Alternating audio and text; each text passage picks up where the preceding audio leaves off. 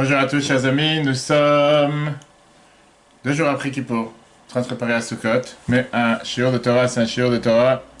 Et on va continuer aujourd'hui dans notre quête pour savoir, pas seulement qu'est-ce que nous faisons sur Terre, mais on va voir pourquoi Dieu a créé le monde. Une question existentielle, une question fondamentale, une question qui est la base de toutes les questions, on va dire. Pourquoi Dieu il a décidé de se prendre la tête, si on peut dire, et de créer le monde. Qu'est-ce qu'il avait besoin de créer un monde dans lequel il y a tellement de mal, tellement de maladies, tellement de mauvaises choses, tellement de choses négatives de la Torah elle-même appelle ce monde le Olam HaSheker, le monde du mensonge. Alors pourquoi Dieu devait avoir un monde pareil? Il n'avait pas pu se suffire avec le monde en haut. Il n'avait pas besoin de descendre dans un monde si bas, si négatif pour certaines personnes. Il aurait pu très bien se suffire avec le monde spirituel, le monde en haut. Tu te rappelles ce qu'on a vu dans la semaine dernière, le cours qui était juste avant Kippour. On a vu que par ça que quelqu'un ait fait une mitzvah, automatiquement il fait descendre la divinité sur terre dans le corps de l'humain. Ça c'est le but principal. Mais aujourd'hui, comme j'ai dit tout à l'heure, la base, on commence le chapitre 36, d'abord on va terminer le chapitre 35. Aujourd'hui la base fondamentale, qui est une question que tout le monde se demande. Pourquoi le monde a-t-il été créé? C'est un monde qui est plein de mal et d'hérésie. Et si oui, pourquoi il existe? Et c'est une question des plus fondamentales et la plus intrigante sur Terre. Et c'est sur ça qu'on va s'arrêter aujourd'hui. Essayez de comprendre quel était le but de la création du monde. Pourquoi Dieu il a voulu forcément qu'il y ait un monde et qu'il y ait un monde dans ce monde, que le monde existe tel qu'il est, avec toutes ses méchancetés, avec tout son mal. Ok? Fameuse question, fameuse histoire qui est racontée sur plusieurs tzadikim, plusieurs vieux qu'on leur a demandé la question, si c'est toi qui aurais créé le monde, qu'est-ce que tu aurais changé? On a parlé de ça plusieurs fois.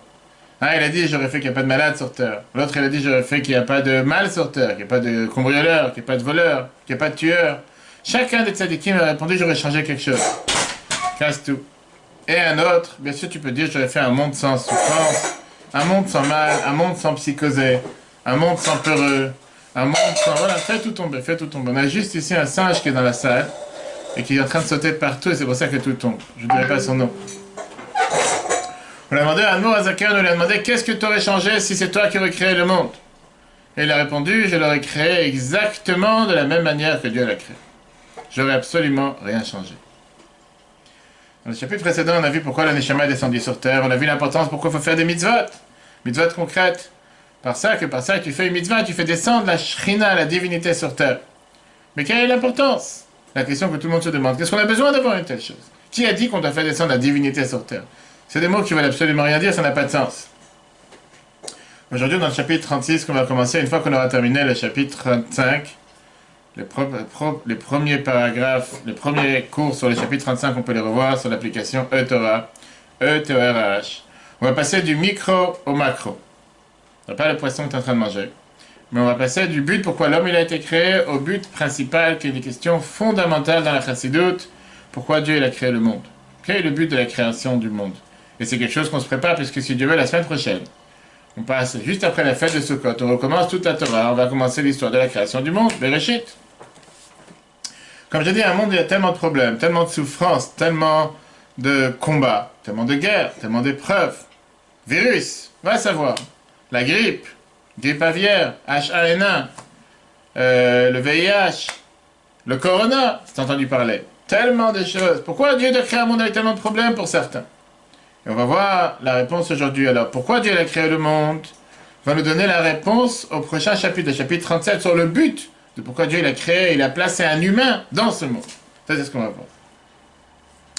Comme j'ai dit tout à l'heure, si je te demande aujourd'hui pourquoi Dieu a créé le monde, quelle est la réponse que les gens donnent en général? Pour avoir le monde futur, pour réparer nos âmes, pour faire du bien, pour qu'il puisse gouverner, pour avoir confiance en lui. Bref, il y a 1001 réponses que les gens vont te donner à chaque fois pourquoi il a créé le monde. Tu peux avoir des réponses sans fin. Beaucoup de philosophes, ils ont essayé de comprendre et de débattre, mais tout ça, ce sont des estimations. On pense qu'on n'a pas quelque chose, une certitude. Pour savoir pourquoi Dieu a créé le monde, la meilleure des choses, c'est de regarder dans nos sources, dans les sources de la Torah. Et dans les sources, on a plusieurs explications. 2 explications qui sont données dans la Kabbale. Il y a beaucoup d'autres raisons. Première, Dieu il cherche à qui faire du bien. Dieu cherche à faire du bien, c'est pour ça qu'il a créé le monde. Comme te dit le Etz Chaim, auteur de la Kabbale, Rabbi Chaim Vital, l'élève du Harizal, les Hitiv Libroaf, on a dit ça dans la prière de Kippour il y a plein de jours. Dieu il cherche à faire du bien à tous ses créateurs, ses créatures. Deuxièmement, le Zohar te dit Begin deishtemodunle. Dieu il a créé le monde parce qu'il veut qu'on le connaisse. Il veut que les gens sachent qu'il y a un Dieu sur terre. Si jamais Dieu n'aurait pas créé le monde, s'il n'y a pas de créature, personne ne va connaître le créateur. Parce qu'il y a des créatures, automatiquement il y a un créateur. Maintenant, est-ce que le monde remplit le but pourquoi Dieu a été créé? Est-ce que le monde tel que nous le connaissons est en train de vraiment remplir le but pourquoi Dieu l'a créé ou pas? Ça c'est la question qu'on se demande. Quel est le meilleur monde adapté pour connaître Dieu? Ou pour faire du bien? Le Gan Eden, le paradis ou le monde Olam Hazé qui est le monde présent? Il y en a qui ont le paradis sur terre. On parle des gens normaux. Bien sûr que le Gan Eden, le paradis, c'est merveilleux. Il est beaucoup plus adapté à pouvoir connaître Dieu, à faire du bien que dans ce monde. Parce que dans le Gan Eden, dans le paradis, tout le monde sait qui est Dieu. Tout le monde est au courant qu'il y a un Dieu. Il n'y a pas de mal sur terre. Alors que dans ce monde, on te dit, la grande majorité de ce monde, c'est du mal, c'est des mauvaises choses. Les gens ne reconnaissent pas Dieu. Notre monde, il est loin de pouvoir faire que du bien et que les gens, connaissent qu'il y a un Dieu sur terre. Alors, pourquoi Dieu a créé le monde? Tu as des explications qui vont te dire, dans le monde d'en haut, tu as les anges, tu as les âmes, tu as les sphirotes, les attributs, le Gan Eden, Atzilut, Bria, tu vois, les 4 mondes de quoi Dieu a créé le monde. Ça n'explique pas pourquoi il a créé ce monde. Si le seul but c'est pour avoir Dieu dans les mondes d'en haut, laisse-toi tranquille, pas besoin d'avoir un monde matériel, pas besoin d'avoir un monde bas, un monde obscur, tel que notre monde. Reste dans le monde d'en haut. Merci, qu'est-ce que ça vient d'avoir envoyé une neshama, si tu te rappelles, on a vu dans le chapitre 35, une âme dans un corps matériel. Surtout que dans le corps matériel, dans un monde d'en bas, la majorité des gens ne reconnaissent pas ce qu'on vient de dire, qu'il y a un Dieu sur terre. La majorité des gens ne sont pas forcément en train de faire du bien à longueur de journée. Beaucoup de gens font du bien. Mais pas tout le monde pense que le but pourquoi Dieu a créé le monde, c'est qu'il peut faire du bien. Et la réponse est donnée dans les Shir HaShirim, cantiques des cantiques que tous nos frères les Séfaradim ont l'habitude de dire tous les vendredis soirs. Pour certains les sautent, mais certains le disent grâce à Dieu. Et le Midrash Tanchum nous donne la réponse à la question fondamentale, existentielle, pourquoi Dieu a créé le monde. Le fameux verset qu'on chante et qu'on a l'habitude de dire dans le Mahamar de Chassidut, qu'on dit à un mariage chez Chabad, et dans les chassidim en général, Bati legani achoti kala. Je suis venu dans mon jardin, ma sœur est fiancée, ma sœur est mariée. Vient le Midrash, Tanchuma, et ça c'est un verset d'ailleurs de Shir HaShirim. Midrash Tanchuma, il te dit qu'on parle de Matan Torah, on parle du temps du don de la Torah. Et après ça, il t'explique pourquoi Dieu a créé le monde. Nitave akadosh baruch hu, la phrase qui dit, Dieu il a eu cette envie, liotlo dira betartonim, Dieu il a voulu faire créer une résidence ici-bas. Dieu, il a dit, c'est ce que j'ai envie, c'est ce que je veux. Pourquoi? Comme ça. On va tout de suite expliquer. Qu'est-ce que ça veut dire, Nit Ave, qu'il a eu cette envie? Dira une résidence, Betartonim, dans ce monde ici-bas. On a demandé une fois à Admor Azaken, premier rabbi de Chabad, auteur du Tanya, pourquoi Dieu voulait avoir une résidence dans ce monde? Il a répondu, sors une envie, on ne pose pas de questions. J'ai envie de... Pose pas de questions pourquoi tu as envie. Il n'y a pas d'explication pourquoi tu as envie. Mais l'idée, elle est beaucoup plus profonde. Quand quelqu'un il fait quelque chose, on lui demande pourquoi tu fais cette chose. A priori, la seule chose qui se passe, c'est quoi? Elle est facile la réponse. Qu'est-ce que ça veut dire, elle est facile la réponse? On ne peut rien dire. On ne peut rien nous dire. Tu te dis, on peut rien te dire. J'ai envie, ok. C'est pas que tu as envie, je t'explique encore une fois. Okay. On dit que tu avais un besoin, puisque tu avais un besoin, tu cherchais à remplir ce besoin. Il avait un besoin, Dieu. Une seconde, par rapport à la création du monde, Dieu, il lui manquait absolument rien. Il n'avait absolument aucun besoin qu'il a rempli par la création, pour lequel il faut dire pourquoi il a créé le monde. C'est pour ça que les Chachamim, ils ont employé le terme Nit Ave. Qu'est-ce que ça veut dire? Le mot Nit Ave, ça veut dire du mot Tav, hein, un désir. Comme ça, il a voulu. C'est pas qu'il cherchait à remplir un manque ou un besoin que pour ça il a créé le monde. Il n'y a pas d'autre raison. Autrement dit, on n'a pas de réponse. Exact, on va tout de suite voir, après on va commencer demain une seconde. Ça c'est un point. Dieu il a voulu. Maintenant, puisque Dieu il veut, et Dieu il est tout puissant, il décide, il veut, très bien. Mais qu'est-ce qu'il a voulu? Il a voulu avoir une résidence dans ce monde. Une dira, une résidence dans ce monde. Quelqu'un peut te trouver dans plusieurs endroits. Mais comme tout le monde te dira, et surtout ceux qui ont l'habitude de voyager, il n'y a pas qu'à mettre à la maison. Dans la rue, dans le bureau, au travail, dans les avions, dans les hôtels, dans les aéroports. Il a une résidence partout, dans tous les mondes. Une seconde, non, tu vas tout de suite voir. Mais non, quand tu es dans la rue, quand tu es en rendez-vous, quand tu es en clientèle, quand tu es au travail, t'es pas la même chose que forcément tu es à la maison. La maison, tu es ouvert, tu es à l'aise, tu n'es pas forcément sous la contrainte des gens que tu rencontres, etc., etc. Quand tu rentres à la maison, là-bas, c'est qui tu es vraiment. Pareil, quand on dit que Dieu a voulu faire une dira, une résidence, dans ce monde d'en bas. Dieu, il a voulu se dévoiler avec toutes ses forces et toute sa puissance dans ce monde d'en bas, comme il est dans le monde d'en haut, sans aucun voilage, sans aucune, sans aucune contrainte, sans aucune enveloppe, sans aucune contraction, d'être tel qu'il est en haut, en bas. Et pourtant, il a fait une contraction. On n'a pas fini, une seconde, d'abord je t'explique les mots. Attends, on avance. Et après, on a dit pas seulement qu'il a voulu avoir une résidence, on a dit, Tartonim, le Midrash te dit, dans les mondes d'en bas. Tarton parle ici du monde qui est le plus bas sur terre. Dieu il a voulu résider dans ce monde. Depuis le départ, Dieu il savait très bien quel monde est ce monde. Avec tous ses fantasmes, avec toutes ses envies, avec tous ses athéismes, avec tous ses ismes, avec tout ce qui peut se passer sur terre. Mais néanmoins, c'est pas une défaillance de la création. C'est pas qu'il y a quelque chose dans le plan céleste qui a mal fonctionné. Non, c'est exactement le plan que Dieu il a voulu. Dieu il a voulu que juste dans ce monde où il y a tous ces soucis et ces problèmes qui à l'apparence te paraissent comme quelque chose qui sont totalement hors norme, il y a ici un déréglage total. Non, il n'y a pas de déréglage. C'est Dieu qui a créé tout ce monde et c'est Dieu qui veut que dans ce monde, il existe.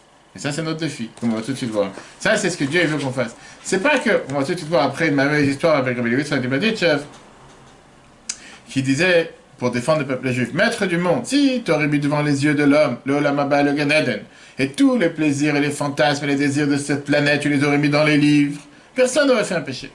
Mais qu'est-ce qu'on va faire? Tu as fait le contraire. Tu as mis le Gan Eden dans les livres, le Olam Haba, il est dans les livres, et tous les plaisirs et les fantasmes et les désirs, tu les as mis sur les yeux, devant les yeux des gens. Quel est l'étonnement que quelqu'un ne va pas fauter?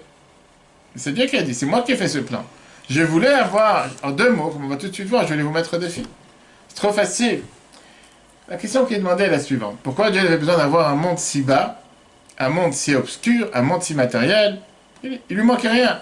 C'est trop facile de dire oui, parce qu'il a voulu, il a fait. Qu'est-ce que tu cherches après? On va tout de suite voir, c'est très très simple. Nous, en tant qu'être humain, on n'a pas d'explication. Pourquoi Dieu il a choisi ce monde? Il n'y a pas d'explication. Mais on sait surtout qu'est-ce que Dieu il a choisi.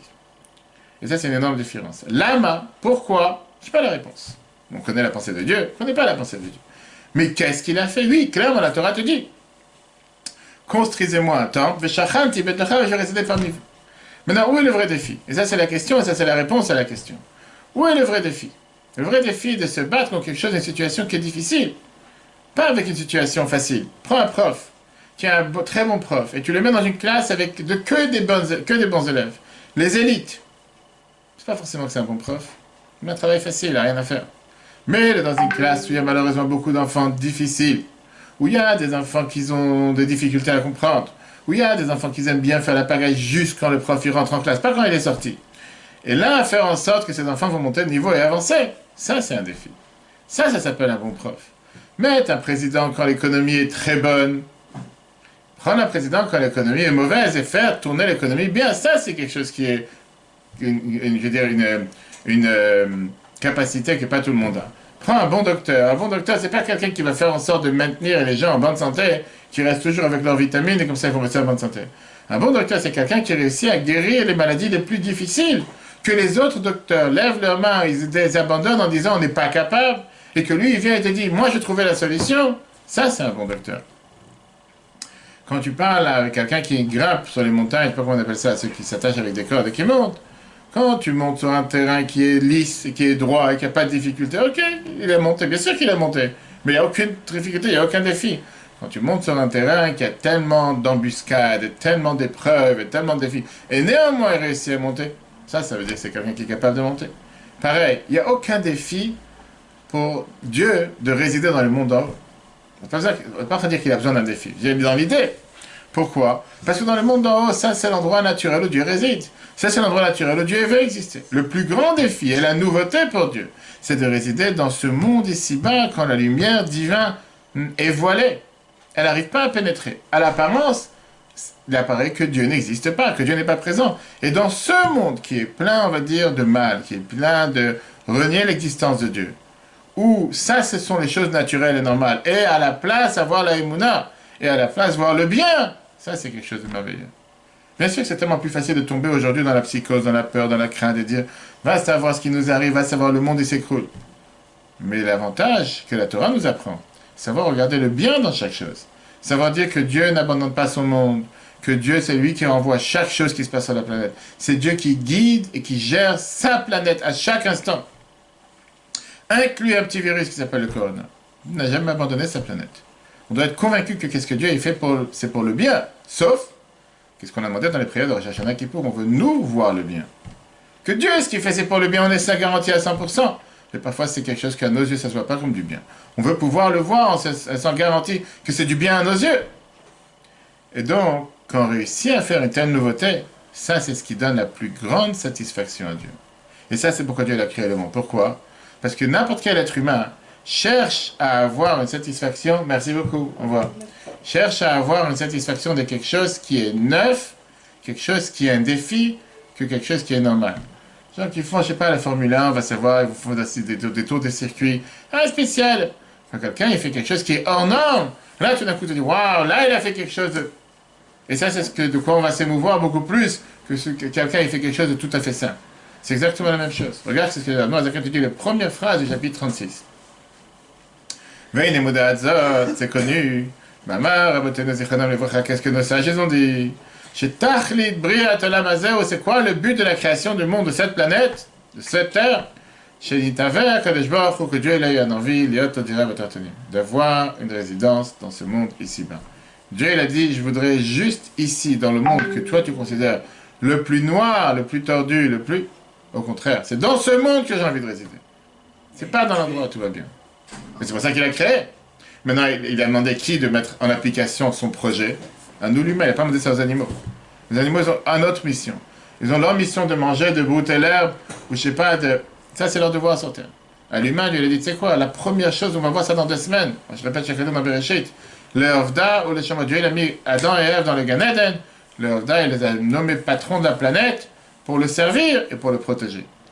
Qu'est-ce que ça veut dire le servir? Oui, travailler. Bien sûr, tu n'es pas là pour dormir. Tu es là pour travailler, tu es là pour changer. Je t'ai créé ce monde, j'ai envie que tu me montres de quoi tu es capable. Qu'est-ce que tu es capable de faire dans ce monde? Puis là, la Noirzakan, elle te dit que ça, c'est le plan divin. Le plan divin était justement de mettre, comme on l'a dit dans l'histoire de Rabbi David Tzadok de Baditchev, de mettre le Gan Eden dans les livres. C'est trop facile d'avoir le Gan Eden sur terre. Non, d'avoir le Gan Eden, c'est dans les livres. Et tous les plaisirs devant les yeux. Et à ce moment-là, ce monde, ça a l'air d'un monde noir. Ça a l'air d'un monde obscur. Ça a l'air d'un monde qui est contre la volonté de Dieu. Et Dieu te dit, maintenant je te mets un défi. Pour montrer de quoi tu es capable. C'est trop facile de rester chez toi à la maison et de ne pas faire d'erreur. Non, sors dehors, prends un volant, prends la voiture, fréquente des gens. Et là, fais pas d'erreur. Ça, c'est beaucoup plus important. La Noirzakan te dit, comme on l'a dit au début du cours, que si jamais on lui aurait demandé qu'est-ce qu'il aurait fait si lui aurait été Dieu, il n'aurait pas changé quoi que ce soit de ce que Dieu a fait pour créer le monde. Il aurait fait exactement la même chose. En 2 mots, il y aurait eu les mauvais penchants, il y aurait eu ceux qui renient l'existence de Dieu, il y aurait eu le mal. Tout ça fait partie du plan divin. Ça, c'était le début de 36. Mais, pas oublier il nous restait un paragraphe de la semaine dernière. Très intéressant. C'est pour ça qu'on a sauté ce paragraphe de la fin du chapitre 35. Parce qu'on avait vu que Dieu, il rentre dans les endroits où on le laisse rentrer. Combien de questions ont été demandées sur ça? Quand tu apprends la Torah, Dieu rentre dans l'anshama. Quand tu fais des mitzvot, tu rentres dans le corps. On a expliqué longuement pourquoi Dieu ne rentre pas. En apprenant la Torah, Dieu ne rentre pas dans le corps. C'est juste en pratiquant, en faisant l'action, que Dieu rentre dans le corps. Alors si c'est comme ça, la Shrina, elle réside dans chacun d'entre nous. Combien de Shrina existent? Combien de dieux existent? Une question qui a été demandée. Et c'est justement une fameuse question qui a été demandée avec un des plus grands renégats qui a demandé dans la Gemara, Rabban Gamliel. Il lui a dit, si on dit que la Shrina, elle réside à chaque fois que tu as 10 personnes, chaque fois que tu as Minyan et la Shrina, la Shora, la Shrina, elle est parmi vous, combien de Shrinot, combien de dieux vous avez? Il a répondu, c'est comme le soleil. Il y a un soleil, mais il rentre dans beaucoup de fenêtres. Tu peux avoir 10 fenêtres dans la maison, dans chacune des fenêtres, il y a le soleil qui rentre. Pareil, la Shrina, il y en a une, elle rentre à chaque endroit, il y a 10 juifs. Cet exemple entre le soleil et les fenêtres peut nous expliquer pourquoi on a différents aspects de la Shrina, différents noms de Dieu. Différentes émanations de nom de Dieu qui viennent et qui s'expriment en fonction de la tâche qui doit être effectuée sur terre. Quand tu as un soleil qui rentre par la fenêtre, si tu as une fenêtre avec une couleur verte, le soleil il sera vert. C'est le soleil qui est vert, c'est la couleur que tu reçois qui est vert. Pareil, les différentes couleurs. Est-ce que la lumière en soi, elle a changé? Elle n'a pas changé. C'est seulement parce que tu as une couverture, tu as un voile sur la fenêtre qui fait que la lumière que tu reçois est différente. Le soleil lui-même, il n'a pas changé. Pareil par rapport à la Shrina. C'est vrai que la Shrina, elle est présente de différentes manières, chez différentes personnes, chez différents humains, et chacun en fonction de ce qu'il fait, son niveau spirituel, son niveau de connaissance, son niveau de pratique, son niveau d'étude. Mais la Shrina est la même. Il n'y a pas 36 000 Shrina. Et c'est avec ça que la Moazaka a terminé le chapitre 35 en te disant le fait que par ça que tu fais des mitzvot, tu fais descendre la Shrina sur terre. C'est pas que tu fais descendre 10 dieux sur terre, c'est au contraire 10 différentes émanations de Shrina qui est la même, qui existe pour chacun d'entre nous. Ça, c'est la réponse de l'histoire de cette ce renégat de Rabban Gamliel. Et tu dis que chacun peut comprendre. Donc, qu'est-ce qu'on a vu la fin du chapitre 35, qui est lié avec le 36, comme on a vu la dernière fois? Que la Shrina, la divinité, elle réside chez l'homme en fonction des mitzvot qu'il fait. Quand tu apprends la Torah, l'étude, c'est par l'anshama, pas par le corps. La Shrina, à ce moment-là, elle ne réside pas dans le corps, elle réside dans l'âme.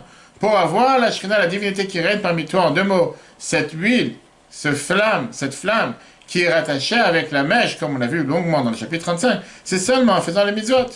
Ah, le problème, on avait posé la question que la personne, Benoni l'intermédiaire, au final, il s'est dit à quoi ça sert de se battre tous les jours? C'est de toute façon, à la fin de la journée, je suis le même que j'étais hier, j'ai pas changé, j'ai pas forcément évolué, j'ai pas forcément fait en sorte que le mal se renvoie de chez moi, le mal, il est toujours présent, je suis pas encore devenu un tzaddik. La réponse, elle est qui t'a demandé de devenir un tzaddik? Oui, c'est un combat quotidien, et alors? Tu as le devoir de te battre. Et le fait que tu as gagné la bataille d'aujourd'hui, c'est énorme. Tu n'as pas gagné la guerre, qui t'a demandé de gagner la guerre? On te demande de gagner la bataille quotidienne, ça c'est ton devoir. Alors comment le faire? On a dit pas à travers les mitzvot, pour la panassa en donnant le maaser, un cinquième, beaucoup plus, fermer les affaires pendant Shabbat, pour avoir la fertilité, pour avoir un bon couple, faire attention à la loi de pureté familiale, la loi de la pudeur, la santé, vérifier les tefilin zezot, faire attention à ce qu'on mange. Et ça, c'est ce que le Rabbi écrit dans Yom Yom 25 hier, au nom du Admor Azaken, que le salaire, la récompense de la mitzvah, c'est la mitzvah elle-même. Par ça que tu fais une mitzvah, automatiquement, tu reçois toutes les lumières qu'il y a dans cette mitzvah. Et donc, si on voit ce qu'on a vu dans la fin du 35, on l'avait vu dans les 3 cours. Pourquoi on est né, on avait donné 2 réponses. La réponse, l'exemple avec la mèche, l'huile et le feu. On avait vu le fait que, ner mitzvah, vetorah, la bougie, c'est la mitzvah. En 2 mots, une personne, c'est une existence à part entière. Il se sent tellement grand et grossier et orgueilleux. Et par ça qu'il fait une mitzvah, par ça qu'il soumet sa volonté à la volonté de Dieu, il devient un récipient pour pouvoir faire descendre la divinité sur terre. Et on a fini en disant que Dieu réside parmi nous à travers les mitzvot, où on le laisse rentrer. Par l'étude de la Torah, il rentre dans l'anshama, par les mitzvot, il rentre dans le corps. Très bien.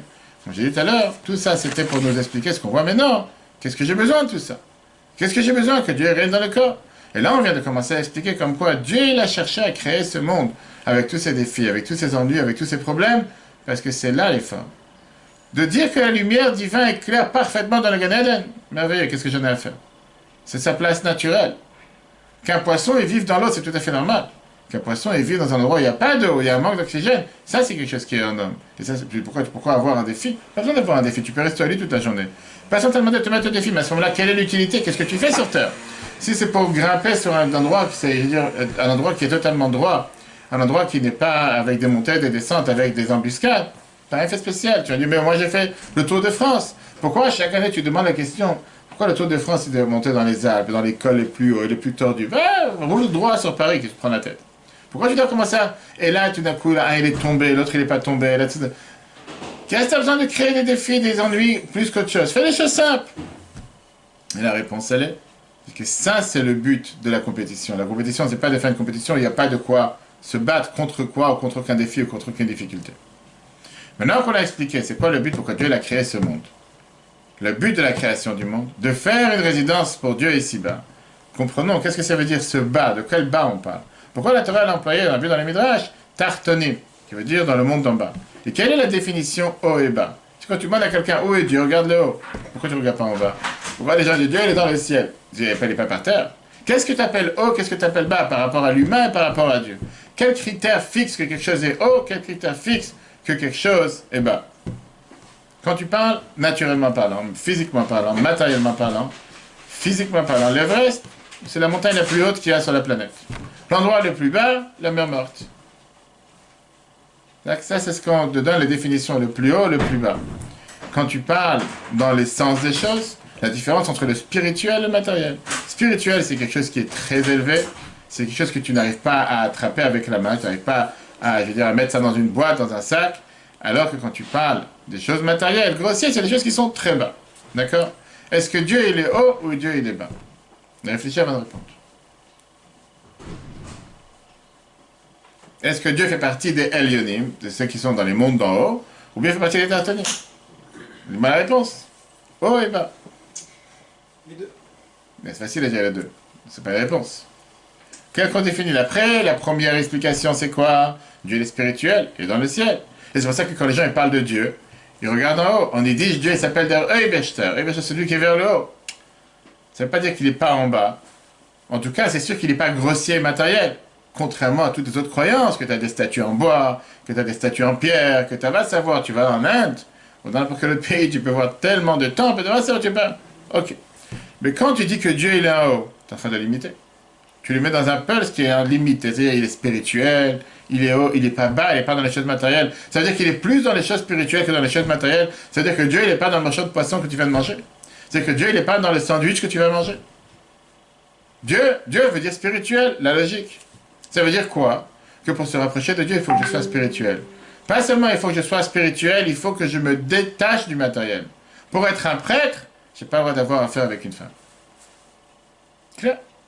Et c'est une notion qui a été prise par beaucoup de religions. Viens la Torah t'a dit, pour être proche de Dieu, tu veux être le grand prêtre, tu peux être un grand prêtre seulement si tu es marié. C'est fou. Quand tu réfléchis, quand tu es au travail de Saint-Domingue, tu as la chance d'avoir les explications de la prière de Kippour tout au long de la journée. Tu comprends qu'il y a quelque chose qui ne va pas ici. Qu'est-ce que ça veut dire que le grand prêtre, le jour de Kippour, parmi les 3 sacrifices qu'il devait amener, qu'on dit dans le Seder Avoda de Kippour, le premier c'était pour lui et sa femme. Ba'ado, Ba'ad Beto. Après ça c'était pour la tribu d'Aaron, les Kohanim, après ça pour tous les peuples juifs. Qu'est-ce que j'en ai à faire de ta femme? Le grand prêtre, laisse-moi tranquille. La Torah te dit que si tu étais célibataire ou divorcé, tu n'as pas le droit d'être grand prêtre, tu ne peux pas être grand prêtre. C'est-à-dire tu parles ici de l'homme le plus saint sur terre. Dans le jour le plus saint, dans le lieu le plus saint, ton statut dépend de pouvoir demander pardon le jour de Kippour pour le peuple juif, seulement si tu es marié avec une femme. Comment est-ce possible? La vérité, elle est que Dieu il est infini. Dieu n'est pas limité dans quoi que ce soit, ni dans le haut, ni dans le bas. Dire qu'il est dans les deux, c'est aussi une limitation. Quand la fameuse histoire qu'il a racontée avec un des enfants chassidiques, à l'époque, on réussit qu'on lui a demandé, une fois quelqu'un est parti les voir, il a dit, si tu me dis où est Dieu, je te donne une pièce en or. Il a dit, si tu me dis où il n'est pas, je te donne 2. Qu'est-ce que ça veut dire? Pas seulement que Dieu n'est pas le monde en haut, le monde en bas. Il se trouve en haut et en bas à part égale. Il n'est pas plus dans le monde en haut que dans le monde en bas. Il est vraiment dans les deux, sans différence. Mais non. La question, elle est, si Dieu il est partout exactement à part égale, s'il se trouve, si aux yeux de Dieu tout est égal, il n'y a pas de différence, qu'est-ce que ça veut dire alors le haut et le bas? A priori, il n'y a pas besoin d'avoir ces notions-là. Il n'y a pas de haut, il n'y a pas de bas. Il est passé, présent, futur, haut, bas, droite, gauche, il n'y a pas de différence. L'explication, elle est qu'il y a une énorme différence de laquelle, j'ai dit par rapport à quoi et comment tu regardes les choses. Si tu regardes les choses du côté de Dieu ou du côté des créatures. Du côté de Dieu, c'est vrai, il n'y a rien à part Dieu, il n'y a que Dieu, il n'y a rien à part Dieu, tout est pour Dieu, tout est la même chose, il n'y a pas de différence. Et tous les mondes sont exactement les mêmes, il est présent partout sans différence, sans aucune. Et c'est pour ça que le prophète il vient et te dit Ani Hashem lo shaniti. Moi. Une seconde. Mais où il est ce trône? Où elle est cette place? Ani Hashem lo shaniti, je suis Dieu, j'ai pas changé. Qu'est-ce que tu dis dans la tefila tous les jours? Malek al haaretz kevodo. Qu'est-ce que tu malek al haaretz kevodo? Toute la terre est pleine. T'as pas dit qu'il est dans tel endroit. Bien sûr qu'il y a le Beth Amikdash, tout ce que tu veux. Au final, il est partout. Qu'est-ce qu'on dit au début de la tefila tous les matins? Tu as été le même avant que le monde a été créé. Tu es le même après que le monde il a été créé. Viens à la chassidoute. Il te dit, c'est pas seulement la traduction des mots. Que le même Dieu qui était là dans toute sa présence avant la création du monde, c'est le même Dieu après qu'il a créé le monde. Il n'a pas changé. C'est-à-dire que le monde, la création du monde et tous les mondes, où on peut croire que la présence de Dieu est voilée, elle est cachée, ça n'a rien changé pour la présence de Dieu. Elle est toujours présente. C'est toi qui crois qu'elle est cachée. Mais pour Dieu, elle n'est pas cachée. Même après la création du monde, il est encore plein partout dans les mondes en haut comme dans les mondes en bas, sans aucune différence. Alors, si c'est comme ça, la question est comment on peut se rapprocher de lui? Comment on peut se rapprocher de lui? Pas seulement spirituellement, mais aussi matériellement. Ce qui voudrait dire qu'il n'y a pas de différence si je me rapproche de lui spirituellement ou matériellement. Plus que ça. Le manière de se rapprocher de Dieu, c'est pas de se déconnecter du matériel et monter seulement spirituellement. Qu'est-ce qu'on fait avant Kippour? La Torah te dit que tu as le devoir de manger pour 2 jours. Il y en a qui font ça tous les jours, parce qu'ils veulent faire pour tous les jours.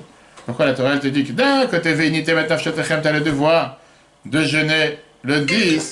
Mais la Torah te dit que si tu veux jeûner, c'est à condition que tu manges la veille 2 jours. C'est-à-dire que n'importe quelle chose que tu as en contact avec la spiritualité, tu as le matériel d'abord. 6 jours tu travailleras, le 7e tu te reposeras. Et comme ça, on peut parler de toutes les mitzvot sur terre, qui sont forcément matérielles. Et là, on commence à comprendre pourquoi Dieu ne voulait pas résider dans les mondes d'en haut. Quel sens a la Torah dans les mondes d'en haut? Quel sens sont les mitzvot dans les mondes d'en haut? On a parlé plusieurs fois avec la question que Moshe demande, la question que Moshe l'a débattue avec les anges quand ils lui ont dit pourquoi tu vas envoyer la Torah avec un être humain, Yelud Isha, quelqu'un qui est né par une femme sur terre. Et Moshe leur a dit tu veux voir la Torah? Vas-y, qui sont tes parents? Est-ce que tu fais du commerce tous les jours? Kloum Yetzavara Yesh Benechem, vous avez un mauvais penchant. Et comment Dieu les a mis à leur place? Ça veut dire que toute la Torah qui est devant ça le monde, qui était même avant que le monde existe, c'est une Torah que Dieu a dit qu'elle peut exister seulement dans ce monde d'en bas. Et là on commence à comprendre que si tu es dans les mondes d'en haut, si tu veux planer dans les mondes d'en haut, tu veux être dans les mondes célestes, vas-y, avec plaisir, tu n'as plus rien à faire. Ta mission sur terre n'existe pas. C'est pas pour rien que Dieu nous en préserve quand quelqu'un part de ce monde. On dit que c'est un niftar. Qu'est-ce que ça veut dire un niftar? Pato mina mitzvot. Il est parti de ce monde, il est devenu quitte des mitzvot, il ne peut plus faire les mitzvot. Maintenant ça c'est beau quand tu parles du côté de Dieu. Pour Dieu c'est vrai, rien n'a changé, tout va bien sur terre, en haut, il est partout pareil, sans différence, etc. Mais la question elle n'est pas, nous on n'est pas Dieu, nous on est les créatures de Dieu. Pour nous, Dieu n'est pas dévoilé avec toute sa force sur terre, il est caché. Parce que d'abord, nous on n'est pas capable de supporter et de vivre avec l'émanation de Dieu totale. On a vu ce qui s'est passé quand on a reçu la Torah, qu'on a tous disparu, par Hanishmatan. Et au final, ce voilage, c'est un voilage qui est dosé en fonction de chaque personne. Pour certaines personnes, le voile il est beaucoup plus épais. Pour certaines personnes, le voile il est très fin. Comme dans les mariés. Tu vois, dans un mariage, que tu as une femme qui a un voile, qui a peine pour dire qu'elle a un voile, peut-être pour la photo, pour dire qu'elle a mis un voile. Et tu en as certains que le voile, c'est un voile qu'on voit absolument rien. Les deux, ils ont des voiles. Un, c'est un voile, on va dire, transparent, qui coûte énormément cher. Et l'autre, c'est un voile qui est totalement opaque, qu'on voit rien. Quelle est la différence alors des mondes en haut et des mondes en bas pour ce qu'on appelle voilé et dévoilé? Jusqu'à combien la présence de Dieu est présente dans le monde, dans les endroits, dans les choses, dans un humain, plus la présence de Dieu est dévoilée, plus cette chose s'appelle le monde d'en haut. Plus la présence de Dieu est cachée, plus ça s'appelle les mondes d'en bas. Maintenant, même dans les mondes chez les personnes ou les choses les plus raffinées, le dévoilement de Dieu n'est pas parfait, n'est pas total. Parce qu'il n'y a rien sur terre qui peut contenir le dévoilement de Dieu en restant existant. Matériellement, c'est impossible. C'est très bien qu'on ne peut pas supporter, c'est une lumière qui est trop forte, comme la lumière du soleil. Et donc, pour ça qu'on a énormément de niveaux, comme on a vu tout à l'heure avec la fenêtre et le soleil. On a énormément de niveaux de voilage et dévoilage. De la même manière que tu as beaucoup de niveaux entre les mondes en haut et les mondes en bas. Comme le soleil, il peut être caché à différents niveaux, avec différents voiles. Et quand tu vas chez, comment il s'appelle, Saint-Maclou, n'importe quel autre magasin qui te vend, ou Castorama, je sais pas, où tu achètes des rideaux. Et là-bas, tu as des rideaux qui sont écrits clairement avec une étiquette ou un label qui dit qu'il est pour voiler le soleil. Et certains d'autres qui n'est pas pour voiler, c'est juste pour assombrir la chambre. Et chacun avec différents matériels qui font en sorte que la lumière passe plus fort ou moins fort. Tout dépend de la personne. Plus tu reconnais l'existence de Dieu, plus Dieu il est clair à travers toi. Moins tu reconnais l'existence de Dieu, plus il est caché à travers toi. Plus tu as un rideau plus gros, plus tu as un rideau plus fin. D'après la Kabbale, ces différents niveaux de ce qu'on appelle les mondes en haut et les mondes en bas, ces contractions et ces voilages que Dieu a mis sur terre, fait partie d'un mot qui s'appelle le Seder Ishtalshelut. L'ordre de la descente, comment Dieu il a décidé de faire descendre sa lumière sur terre, du niveau le plus haut au niveau le plus bas. Ishtalshelut vient du mot Shalshelet, qui veut dire une chaîne. Une chaîne qui sont quoi? Qui sont des bagues, qui sont attachées les uns avec les autres. Une bague est liée par l'autre. L'idée elle est quoi? C'est que le monde d'en bas vient totalement du monde d'en haut. Dans le monde le plus haut, la lumière de Dieu existe de manière maximum, sans différence. Mais à ce moment-là, cette lumière divine commence à se contracter de plus en plus, jusqu'à qu'elle descend, et plus elle descend de niveau en niveau par rapport à nous, comme on l'a dit tout à l'heure, pas par rapport à Dieu, plus elle est totalement opaque, totalement volée. L'exemple, Rambam te dit, avec l'idolâtrie. Comment est-ce possible que sur cette planète, tu as des gens comme Abraham, qui s'est demandé la question, c'est pas possible qu'il y a des gens qui ne reconnaissent pas qu'il y a un Dieu sur Terre. Tout son combat pour créer le monothéisme était de se dire, mais il y a bien un patron sur cette planète. C'est pas possible que vous êtes dans le désert et que vous avez de la viande avec de la moutarde, vous avez avec du bon vin. D'où vous avez ça dans le désert? En disant, comme on verra, c'est du dans Bereshit, allez bénir et remercier, il y a un Dieu sur terre. Maintenant, Rambam explique dans le premier chapitre de Ilchot Avodah Zarah, des lois d'idolâtrie. Rambam était dit qu'aux premières étapes, quand Dieu a créé le monde, tout le monde croyait dans le Manassé, il y a un Dieu sur terre. Seulement, ils se sont dit que Dieu, il a aussi des amis. Et il veut donner un peu d'honneur et de gloire à tous les astres célestes. Après ça s'est grossi. C'est devenu plus grossier dans l'étape secondaire. Et là-bas, on s'est dit, si les astres célestes ont une importance puisqu'ils sont au service de Dieu, autant faire quelques statues en forme de soleil, en forme de lune, en forme d'étoile, etc. Et pourquoi pas les servir? Parce que si on va les servir, ils vont se comporter avec nous encore mieux. Et si jamais on ne va pas les servir, ils vont peut-être nous punir. Troisième étape, ça c'est ce que Rambam te décrit, comment la bêtise de l'idolâtrie a été créée. Tu as eu les faux prophètes qui sont venus et qui ont commencé à dire que les étoiles ou les astres se sont dévoilés à eux et qui nous ont dit comment il faut les servir. Et dans la quatrième étape, tu as eu comme quoi le centre même de toute cette philosophie est passé entre les étoiles, entre les astres, entre les dieux, et arrivé à un moment où les gens n'ont plus parlé de Dieu. Il y avait cet intermédiaire qui était la différence entre Dieu et les astres. Dieu était le premier créateur, on va dire, mais aujourd'hui, qui je dois servir et qui est celui qui gère la planète? Ce sont tous ces astres, tous ces dieux, tous ces idoles. Ça veut dire que renier l'existence de Dieu n'est pas arrivé en un instant. Rambam te décrit, c'était une petite erreur qui a fait venir une grosse erreur. En deux mots, au départ, il y avait l'émanation de Dieu qui était flagrante, qui était frappante, qui était claire, qui n'était presque pas voilée. Et avec le temps, les gens se sont habitués à la bêtise. Ils se sont habitués à devenir de plus en plus grossiers et éloignés de Dieu. Et le voile est devenu presque total, jusqu'à l'idolâtrie sur terre. Jusqu'au père d'Abraham, qui est venu, qui te disait qu'il vendait les idoles en fonction de ce que tu commandais. Pardon, en te disant, si tu veux avoir des enfants, prends telle idole. Tu veux avoir la parnassa, prends telle idole. C'est ce qu'Abraham, il est venu, il a dit une fois, mais attends, qu'est-ce qui va pas? Et quand son père, il lui a dit, pourquoi tu as tout cassé? Qu'est-ce qui s'est passé dans mon magasin avec tous mes idoles et mon business que j'ai fait avec ça tellement d'argent? Il lui a dit, je sais pas, il y avait un plat à manger. Et ils se sont battus entre eux, qui c'est qui va voir le plat? Et que son père était pas bête, son père lui-même a réalisé en disant, mais t'es tellement bête, tu penses vraiment qu'ils sont en train de se battre? Et toi, tu crois pas dans ce que tu vends, t'es en train de vendre ça aux autres. Mais ça, c'est ce qui a fait qu'Abraham, il y a bien quelque chose sur terre. C'est pas possible de croire une telle bêtise. Sauf que jusqu'à aujourd'hui, il y en a qui croient toujours. Ça, c'était à l'époque. En deux mots, qu'est-ce que ça veut dire tout ça? Ça veut dire que ce problème qui est entre le voilage total, qu'on ne voit pas Dieu sur la planète, et un voilage opaque ou un voilage qui est beaucoup moins important, beaucoup moins grand, il y a eu un énorme laps de temps, une énorme différence, jusqu'à nos jours. Et c'est ce que la Chassidut explique, les 4 mondes avec lesquels le monde a été créé.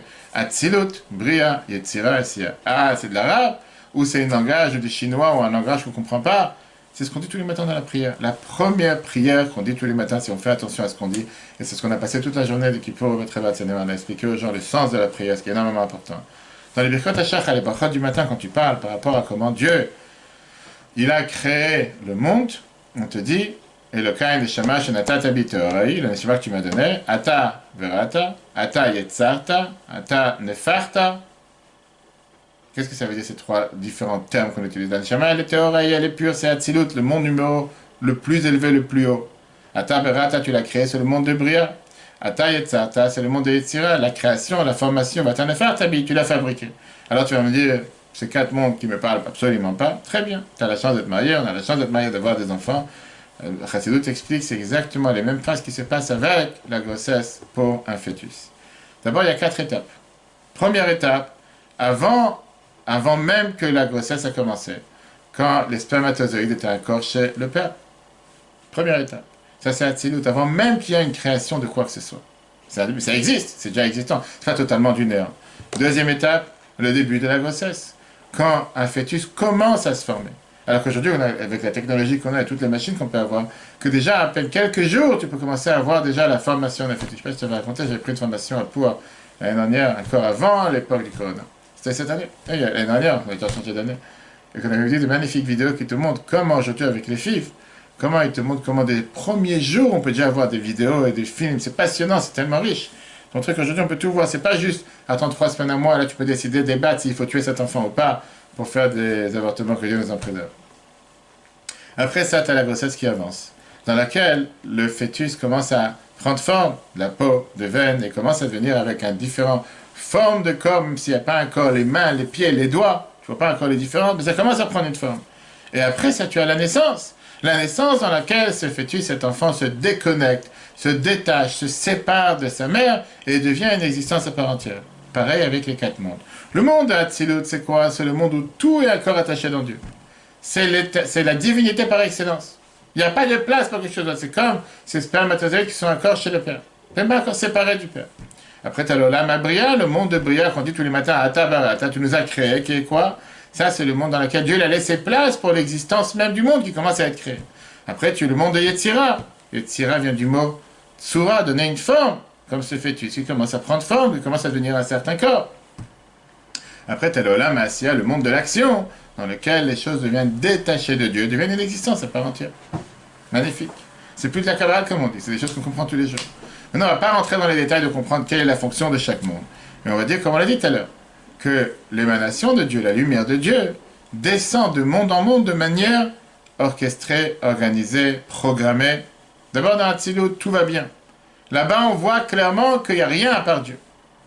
Tu descends d'un cran, dans Bria, majoritairement bon, un peu de mal. Là, on commence à avoir une existence qui est, on va dire, indépendante. Mais c'est rien, c'est infime par rapport à tout ce qui se passe à côté. Tu descends encore d'un cran dans Yetzira, où il y a la formation. Et là-bas, tu vois que tu as moitié bien, moitié mal. Et là, tu commences à prendre forme, corps, mains, pieds, etc. Et après, tu descends dans Asiya, qui est le monde de l'action. Là, on dit c'est majoritairement mal, très peu de bien, parce que là, ça devient l'existence à part entière. Dans chacun de ces mondes, on l'avait vu dans le chapitre 3, qu'on peut revoir sur l'application de Torah, il y a 10 sphirotes, 10 attributs avec lesquels Dieu a créé le monde.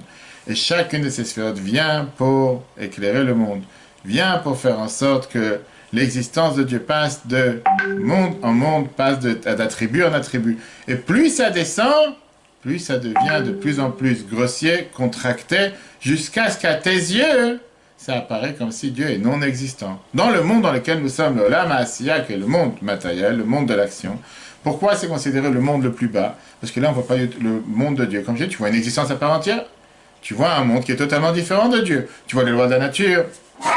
Et il te paraît qu'il n'y a pas de Dieu sur Terre. Oui, c'est un virus qui a décidé d'exister, de se propager. Et l'humain, c'est la faute de l'humain, c'est la faute du gouvernement. Il va savoir. Et Dieu, il est totalement non existant. Que Dieu nous en préserve. Et donc, hein? Le Pingola? C'est quoi Pingola? Et le fait qu'on a été créé avec une existence séparée de Dieu, chacun est focalisé dans sa mission, à tel point que Dieu t'a donné même la possibilité aux humains de renier l'existence de Dieu. Pas seulement de renier l'existence de Dieu, de faire, d'agir comme s'il n'y a pas de Dieu sur terre. Comme Pharaon, avec une telle arrogance, qui ne s'est pas gêné de dire « Lo yadati et Hashem ». Je ne sais pas de qui tu parles. Dieu, c'est moi Dieu. Il n'y a pas un autre Dieu. Comment un être humain peut penser comme ça? Mais dans le monde dans lequel nous sommes, c'est tout à fait normal. Ou bien, il a dit la fameuse phrase « Mi Hashem asher eshma bekolo » qui est Dieu pour que j'écoute sa voix. Sauf qu'il a fallu 5 coups. Une fois qu'il a reçu les 5 premières plaies, il a réfléchi 2 fois. Et qu'est-ce qu'il a dit après? J'ai fauté. C'est le doigt de Dieu. C'est la main de Dieu. Et à la fin, il a dit, il y a un Dieu sur terre. C'est dommage qu'il devait passer par là. Il aurait pu le dire depuis le départ. Il n'aurait pas eu les 10 plaies. Non, la Mazak va expliquer dans le prochain paragraphe. Ça, c'est ce que ça veut dire quand on appelle Elyonim et Tartonim. Les mondes d'en haut et les mondes d'en bas. D'abord, il te dit la base. Ça dépend de qui tu parles. Si tu parles pour Dieu ou si tu parles pour nous. Par rapport à Dieu, il n'y a pas de différence entre les mondes d'en haut et les mondes d'en bas. Pourquoi? Parce que Dieu, il est infini, il se trouve partout. Comme on dit, je suis plein, le ciel et la terre sans différence. On a dit dans le Hallel qu'on va dire, c'est Dieu à partir de Shabbat, premier jour de Sukkot, pendant les prochains 8 jours. Amashpili, l'irod, bashamayim uvaretz. Dieu, il est sans pour nous recevoir dans le monde d'en haut, le monde d'en bas sans différence. Il t'explique que ça, c'est seulement. Alors, quelle est la définition de haut et bas? Pas par rapport à Dieu, par rapport à nous. Par rapport à Dieu, il est présent partout, avant la création, après la création. Pour lui, il n'y a aucun voilage, il n'a pas changé avant, il n'a pas changé après. Par rapport à nous, les créatures, nous ne reçoit pas l'abondance que Dieu nous voit de manière si dévoilée, seulement par des contractions et des voilages. Et plus tu es proche de Dieu, Pourquoi un tzaddik, pourquoi un rabbi a la possibilité de donner les brachot à des gens que n'importe quel humain, pas forcément les a, parce qu'il est beaucoup plus proche de Dieu. Pour lui, le voilage, il est beaucoup moins grand. Et automatiquement, l'émanation divine est beaucoup plus forte. Et c'est pour ça qu'il y a cette force. Et ça, il va t'expliquer le verset qu'on a dit, comme Dieu il a dit à Moshe, qu'il a irani Adam vachai. Comme Moshe, il a demandé à Dieu, Arenina et panecha, montre-moi ta face, montre-moi ta gloire. Dieu il a dit à Moshe que personne ne pourra me voir. Lo irani Adam vachai, une personne ne peut pas me voir et rester en vie. Un homme ne peut pas me voir, ne peut pas recevoir l'émanation de Dieu et rester tout le temps en vie. Mais viens les chachamim, les chazal, ils te disent, il y a une autre explication ici. Qu'est-ce que ça veut dire Adam vachai? Ça veut dire Gama Adam ve Gama Chai, et l'homme et l'animal. Que les animaux ne peuvent pas voir la lumière de Dieu. Mais de quels animaux on ne parle pas ici des chayot, des animaux sauvages. Non. On parle des chayot à Kodesh, des anges. Que même les anges ne peuvent pas voir la lumière de Dieu. On va expliquer tout de suite pourquoi les anges ne peuvent pas voir la lumière de Dieu. Il va t'expliquer que ça, c'est l'idée même, pourquoi, comment Dieu il a créé le monde. Il a mis ce qu'on appelle ce Seder Ishtash, cet ordre avec lequel le monde descend, déclin de niveau en niveau, jusqu'au monde ici-bas dans lequel Dieu a fait en sorte, encore une fois, c'est pas la faute de l'humain, Dieu a fait en sorte qu'il y ait un voilage total, qu'il y ait une obscurité totale. Dieu a fait en sorte que dans ce monde, il puisse paraître et sembler que Dieu n'existe pas. Et ça, c'est notre mission, d'enlever ce voilage, de ne pas tomber dans le piège. Pas se dire, oui, les médecins, ils sont paumés, oui, les gens ne savent pas comment faire, oui, réfléchis un instant à ce que tu es en train de dire. Il y a un Dieu sur terre. Et Dieu, il veut que n'importe quelle situation, dans n'importe quelle circonstance, tu dévoiles qu'il y a un Dieu sur terre. C'est pas possible devant Dieu. Pour Dieu, il n'y a pas ce qu'on appelle en haut et en bas. Dieu remplit le monde de manière à part égale. Et la Biuraïnian, c'est quoi l'explication? Avant que le monde était créé, Dieu, il était unique et il était spécial, si on peut dire. Il remplissait ce vide dans lequel le monde a été créé. Même maintenant, c'est comme ça pour Dieu. Il n'y a pas de différence. Même une fois qu'il a créé le monde, il remplit ce vide. Alors, c'est pour qui la différence? La différence et le changement, il est. Ceux qui reçoivent sa lumière, sa vitalité, et sa lumière, chez Mekablim, qu'on reçoit les Delevushim Rabim, par différents habits, Amechassim ou Mastirim Oreidbar, qui recouvrent et qui cachent sa lumière, qui est directif comme c'est écrit, qui lo yirani Adam vachai, comme on l'a dit tout à l'heure, parce que Dieu il a dit à Moshe qu'une personne vivante ne pourra pas me voir et vivre. Donc, des pires shurabaten zichonam levracha. Mais comme nos sages nous expliquent dans le Midrash Rabbah de Bamidbar, chapitre 14, verset 21, She'afilu malachim anikraim chayot, même les anges qui sont appelés chayot HaKodesh, les bêtes saintes, eux aussi ne peuvent pas voir la divinité. C'est la manière comment les mondes ont descendu d'un niveau à un niveau.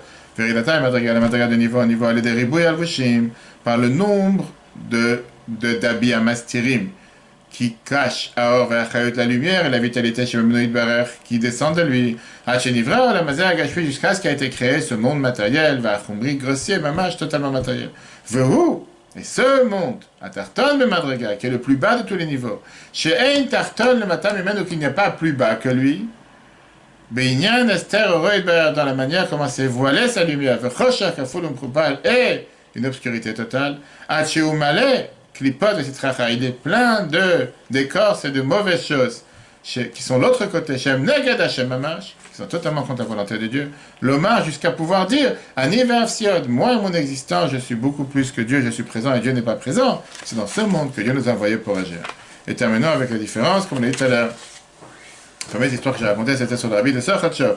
Et quand un enfant lui a demandé, il lui a dit, donne-moi un rouble, je te dirai où Dieu se trouve. L'enfant, il a répondu, et moi je te donnerai 2 roubles si tu me diras où il se trouve pas. Pourquoi? Parce que comme on a dit tout à l'heure, pour Dieu, il n'y a pas de différence, il est en haut et en bas. Sauf, comme on l'a dit, ce que le rabbi de Koch, qu'il avait dit déjà, on a vu ça dans le cours précédent, que Dieu, il se trouve dans les endroits où il le laisse rentrer. C'est-à-dire que Dieu, il est partout. Il y a des endroits où tu le laisses rentrer, donc tu ne laisses pas rentrer. C'est comme le soleil il rentre partout. Personne ne le bloque. Après, toi, tu as le choix de mettre un volage et tu vas mettre un volage. La semaine prochaine, on verra, si c'est comme ça, on commence à comprendre pourquoi Dieu ne s'est pas suffi avec le monde d'en haut, pourquoi il voulait avoir le monde d'en bas, pourquoi il nous a placés pour travailler dans ce monde avec tous ces défis, en sachant qu'il y a ces défis, puisque c'est lui qui les a créés.